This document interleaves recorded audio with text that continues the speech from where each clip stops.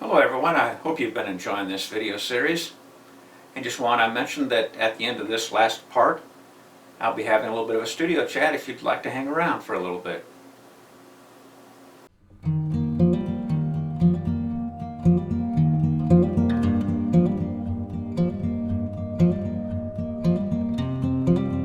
There's always a bit of sorrow in the final day of a trip, as we each prepare to depart for our respective homes, pondering the great time we've had, while considering what civilization has in store for us. And this parting would be more harried than usual because John needed to catch a flight from Phoenix early this day. So we were breaking camp even before the full moon set or the sun rose above the horizon.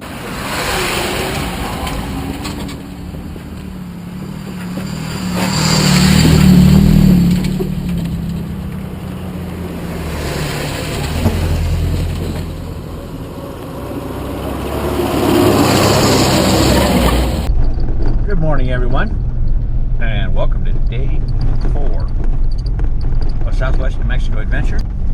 We are departing our dispersed campsite, headed back to civilization.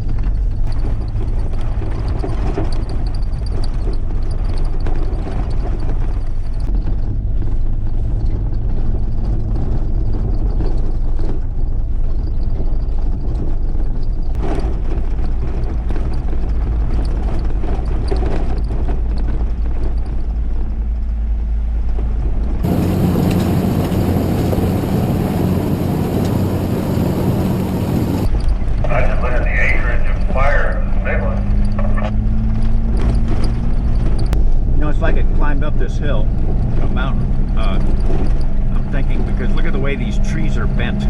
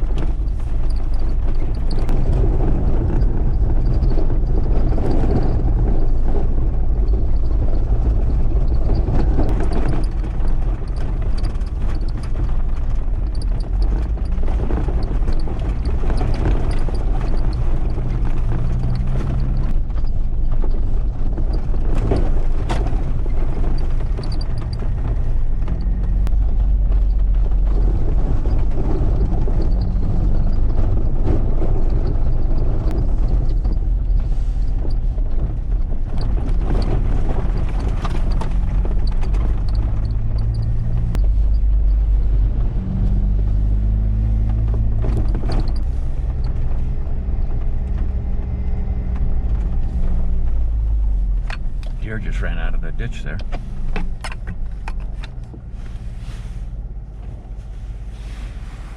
Oop. A bunch of deer around here, huh? We had to wait for them to cross the road. Oh, okay.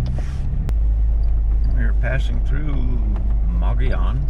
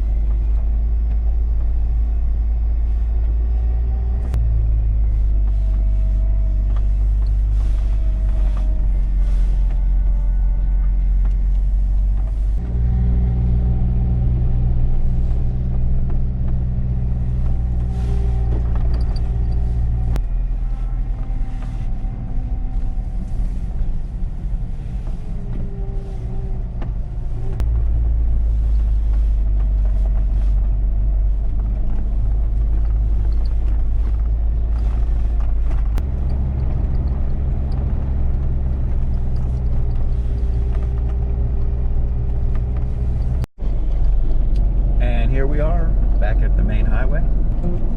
End of Southwest New Mexico adventure.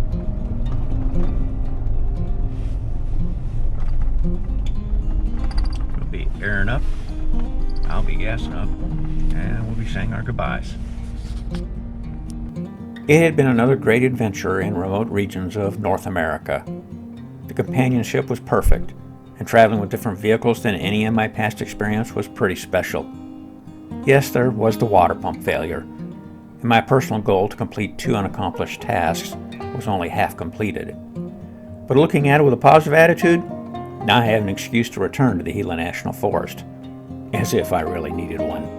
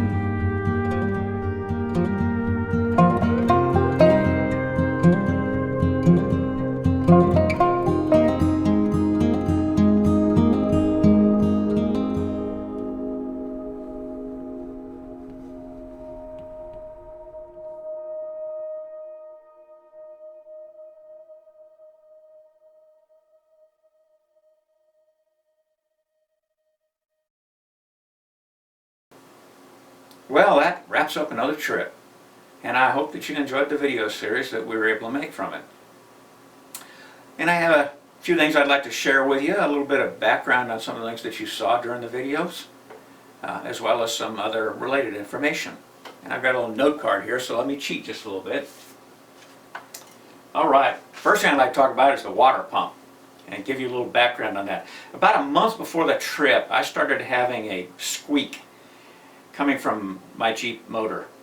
And so I went out there on 3 different days, twice with a stethoscope, a mechanic stethoscope, trying to track down where that squeak was coming from, unsuccessfully. And then I went out with a can of WD-40 and I sprayed around different little moving parts, seeing if I could make that squeak go away, without any success. And then on a 4th attempt, I noticed that the squeak wouldn't start until I was at higher res, and so I was having some problems with another attempt at tracking it down because I couldn't hold the gas pedal. So I asked a friend of mine if he had some time, and I got together with him, James, that afternoon, and I couldn't get it to squeak, no matter how many res I put in it. And I never heard another squeak again. That was about a week before the trip. The squeaking had stopped. And I remember James, as he's looking at my motor, he says, "How many miles in this motor?" And I says, "It was like 265,000, 266,000." He says, "This is a mighty darn good sounding motor for that many miles." And it is, generally speaking, it's been a pretty good motor. So anyway, I was concerned about this squeak, so I took my mechanic stethoscope, and I always had WD-40 in the Jeep, and I took my mechanic stethoscope and I packed that into the Jeep. That way, if it started squeaking on me the week or so before the trip was to officially begin at the VLA, but I was out in San Diego visiting my folks, I'd have the tools there that I need to try and track it down. And it never squeaked, and I paid very close attention to it. I would drive with my window open and listen for the squeak, and it never came back. So the squeak is gone now. Well, it never came back, and pretty confident the squeak was the water pump that failed, and in failing, the pulley must have gotten so far off on that water pump that it caused the belt to come off. It shredded the belt. Didn't show it in the video because I forgot to video it, but Jake had walked back down the road a little bit, and he found the belt laying in the road there, and it was shredded along the edges and stuff like that. Of course, I had another belt in the Jeep, which is always a good idea. Carry something like that. It's small, and if it does fail, you've got a spare there because they do break.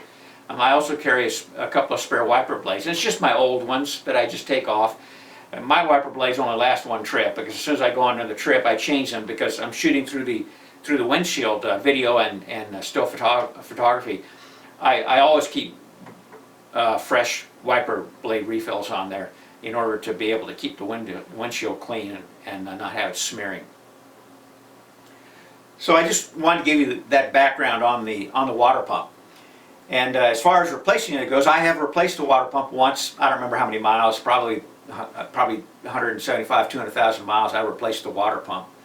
And I had used anti-seize on it. And I just want to say that one of the things that when we started changing the water pump, Jake and I were discussing getting a tarp out so one of us could lay on the ground and work on the water pump.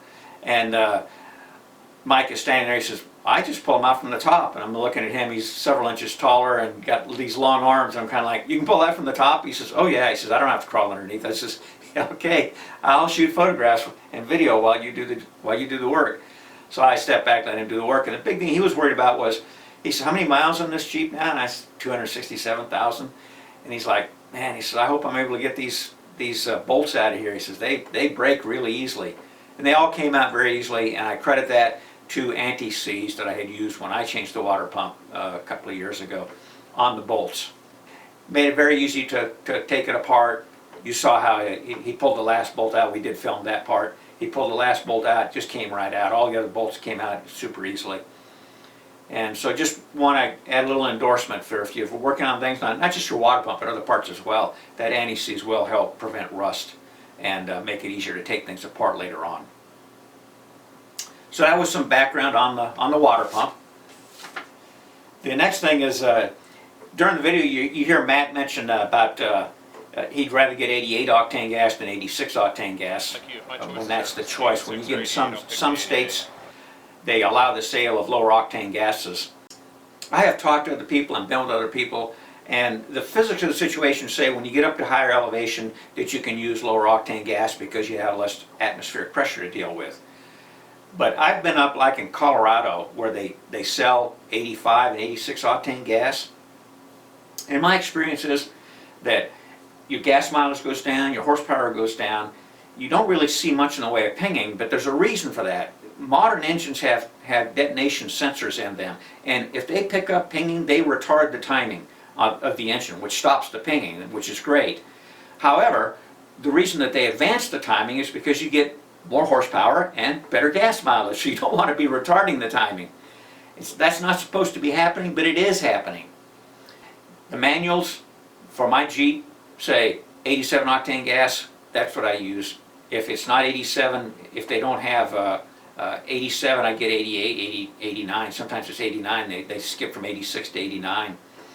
And I have fewer problems. Other people I talk to have fewer problems So this is with a 3.8 liter. I'm not going to say what other brands of vehicles and what other motors. Ray says he has good luck with 86 octane gas on his Jeep, which has the Pentastar 3.6. So, but try it out. If you think you might be getting a little bit worse gas mileage, you might try using the higher octane gas in those areas. Another thing from the video is I talk about having a GoPro problem the very first day. And the unfortunate thing about that was there was this really neat caldera on the drive out, not during the actual trip after we met, but on the drive out. That I shot some video along there, and it's along a county road, and the county road crosses private land, and the son of the rancher who owns that private land, an adult son, is driving a truck along, and he sees me over there, and he comes talks to me for a little bit, asks me what I'm up to, and I just said I'm just shooting some video. And he says, you know, you ought to drive up to the top of that little hill right over there.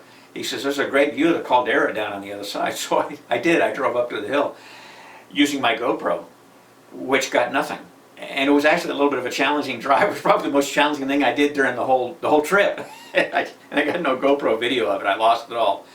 What was happening is I think maybe I had taken the GoPro and turned off the one button record, which I thought if you hit the on button that it would start recording as soon as it turned on. I don't like that. I thought if I hit the on button on top of it that it would start recording, but apparently it disables that. So what the on button on top of it does is when it's turned off, when you press it, it turns it on. And I thought it would start recording, but it wasn't recording. When you press it again, it doesn't start recording, it turns it off.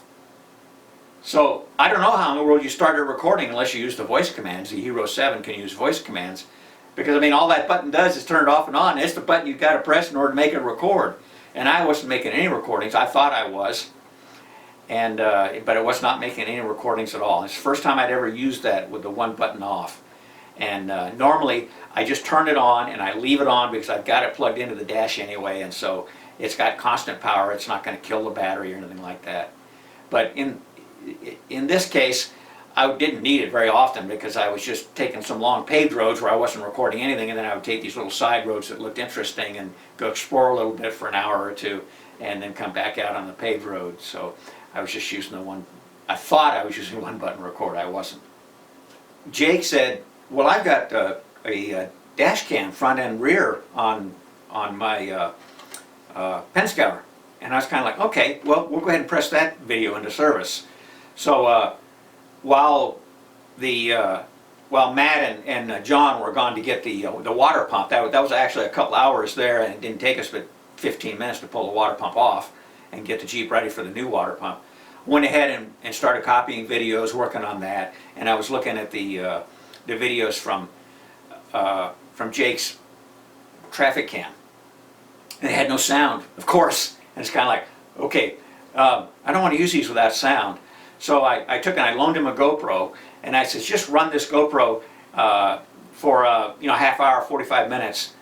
This was on the day when we ran into the second locked gate, which comes back into play here. And I says, this is in the morning as we're getting ready to leave. I says, I'll just leave it on record. I just want to get some noise, and then I'll dub that noise onto the videos that we recorded a couple of days ago that we'll use for day one. And I says, but the one thing I need is, if you recall, on day one we also ran into a lock gate. I says, at some point when you're stopping your rig, I said, just say something like, oh, there's a lock gate, or oh, it looks like there's a lock gate. Well, it just so happened we ran into another lock gate. so you remember what I'd asked him to do, and he said that out loud. And so you'll see that soundtrack is the same on both those lock gates, although I did a minor little editing on it that eliminated a couple of words he said on one that I used on the other. So it isn't exactly the same, but it is the same audio track that I used. And then the rest of it, the noise of the Pinzgauer, he was like, and it's really noisy. Are you sure you want to record this? I said, actually, that's why I want to record it, because I want people to kind of experience what it's really like inside your rig. And so the noise was louder. I turned it down a little bit because it was pretty darn loud. And you can probably tell because of trying to hear the CB radio calls. There's a couple of CB radio calls that come through during that. Another thing I was having a problem with was, I don't know if you remember what this is. This is a Zoom H4n. It's a stereo recorder. can actually do 4 channels if I plug in a couple of microphones, but it's got built-in microphones to do stereo recording. And when I want to do stereo recording, I don't usually record in stereo. Usually I just use the camera's microphone, and it's monaural. But when I want to do stereo, for example, if the Jeeps are driving across in front of the lens, so it moves from your left speaker to your right speaker, or did I just go from your right speaker to your left, well, whatever, so that it goes the right way, I'll go ahead and stick this and plug this into the camera. But and I have this little cable here. It's on this one here. But what I ran into was when I was doing some of the recording on the trip, the side trip to San Diego that I used for the very beginning of the first video, one of the tracks kept fading in and out, and so I wasn't sure exactly what was wrong, and I finally got around to troubleshooting it. I have a line output jack right here. That line output jack is intermittent, and it needs to be replaced. And the best I can find out is if I contact the company, they'll send me one, and I can open this up and change it myself. But there's a couple other problems with this. One is this door where the SD card goes is broken, and so I'm afraid I'm going to lose that, and that'll allow dust to get inside. And then I also have a problem with turning it off and on. The off-on switch is very intermittent. So I says, okay, maybe it's just time for me to go ahead and get a new one. So I did buy a new one. It's ever so slightly different. I mean, all the functionality is the same, and it's just called an H4N Pro, and so I just bought this. This one I'm still using in the studio. It'll be fine using it here in the studio where I don't have to plug it into the camera. This is what I make my voiceovers on, in case you're curious. When you hear a voiceover on the audio track, this is what I'm using. And then this one here I'll go ahead and stick in my kit that goes with me on the trips. So just basically the same device, a little bit more modern version is all. Okay, one other thing I want to talk about. We did a little bit of Dutch oven cooking, or actually Mike did some Dutch oven cooking, and as well as some other stuff, and it's a lot of fun. And I like this little Dutch oven, and with me getting the Gladiator pickup truck, this opens up some possibilities. I have done some Dutch oven cooking in the past, but the Dutch oven I always took was a big one. I have a little one like what you saw that Mike had that lasagna in, and so I might just take that little one and stick it in the Gladiator when I go on a trip, just for fun. I've got some ideas on how I'm going to use the Gladiator. It's a little bit different. I don't want to right off the bat be spending a lot of money trying to build this over-the-top Overland rig, kind of like what I currently have, because I intend to keep the JK and continue to use it on a lot of my trips, and the Gladiator will kind of supplement it on certain trips. But anyway, related to that, there's this cookbook that I thought I'd recommend. It's called the Scouts, referring to the Boy Scouts, the Scouts Outdoor Cookbook. Or actually they are. They were the Boy Scouts back when this, but of course now they're the Scouts because they're allowing girls to join. But anyway, that's a different issue. And I just want to recommend this book. And the reason I want to recommend this book is because if you go to page 172 in this cookbook, you're going to find my recipe for Santa Fe stew, and because they include that in here. So I just thought I would give a shout out to this book and good folks who wrote it and asked me if they could use my recipe.